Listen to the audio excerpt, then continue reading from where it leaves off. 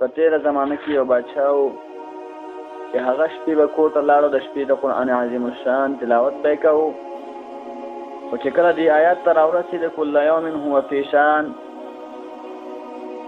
دغه بادشاه ته فکر ورغی چې د قرآن عظیم الشان دغه آیات مطلب څه دی چې هر ورځ موږ د الله جل جلاله په نوي شان کې یو. دا نوی شان د الله جل جلاله څه شی دی؟ په دې فکر کې دغه شپه تېره شوه، خو دغه بادشاه ته په ذهن کې هېڅ هم ورنغی. سبا دربار ته راغی، وزیران ول او نور کاریګران نوکران ول. دغه بادشاه په تخت باندې کېناست او خپل وزیر ته یې غږ وکړ چې دلته راشه. چې کله وزیر راغی، وزیر ته وایي چې ما د شپې قرآن عظیم الشان تلاوت کوو، خو په یو آیت کې بند شوم. که د هغه آیت تفسیر یا ترجمه ماته وکړي. وایي هغه آیت کوم یو ده؟ بادشاه ورته لګیا شو، کل یوم هو فی شان، موږ او تاسو د الله جل جلاله په نوي شان کې هر ورځ یو. دا نوی شان د الله جل جلاله هر ورځ کوم یو ده؟ نو دغه وزیر بادشاه ته وایي چې بادشاه سلامت، زما په ذهن کې اوس فلحال څه شی نشته، خو ما ته یو شپه مهلت راکړه چې زه په دې کې فکر وکړم او سبا ته به انشاءالله تا ته زه جواب درکړم. بادشاه ورته وایي چې بالکل صحیح ده، ما تا ته مهلت درکړ. ماښام شو، بادشاه هم کور ته لاړه، وزیر هم کور ته لاړه. وزیر کېناسته، په دې آیات کې فکر کوي. شپه تېره شوه، خو د وزیر ذهن ته هېڅ هم رانغی. اوس وخت د دې رسېدلی چې دی دغه وزیر بېرته لاړ شي، د بادشاه مخ ته حاضر شي. دی دغه فکر کې ډوب دی چې به زه څنګه ځم او بادشاه ته به څه وایم، او ما یوه شپه مهلت غوښتی وه، هغه شپه هم تېره شوه، ما ته ذهن کې هېڅ هم نشته.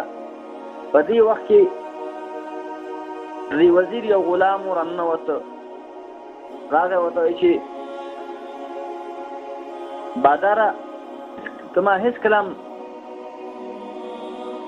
دغسې غمجن او خفه نه وي لیدلی، خو نن دې ګورم چې ته نن ډېر غمجن او خفه یې، د دې وجه څه ده؟ هغه وزیر خپل غلام ته وایي چې بچی زه ما پرېږده چې زه خپل کار پسې لاړ شم، خپل کار حل کړم. دغه غلام ورته وایي نه باید چې ما ته ووایي، خو ډېر شله شو. دغه غلام ورته بالاخره وزیر ورته ووایي چې پرون په دربار کې بادشاه مانه یو سوال وکړ، هغه دا سوال چې الله جل جلاله په قرآن عظیم الشان کې فرمایي کل یوم هو فی شان، هر ورځ د الله جل جلاله په نوي شان کې یو. دغه نوی شان د الله جل جلاله څه ده؟ او ما ته یو شپه مهلت غوښته، هغه شپه لا ختمه شوه او زه روان یم بادشاه ته، زما په ذهن کې هېڅ هم نشته، نو زه به دې بادشاه ته څه وایم؟ دغه غلام ورته وایي وزیره ته غم مه کوه، د دې جواب زه کوم، زه چې ځو. دغه وزیر ورته وایي چې بادشاه د دې جواب ونه کړ، د دې ما جواب ونه کړ، نو ته څنګه کوې؟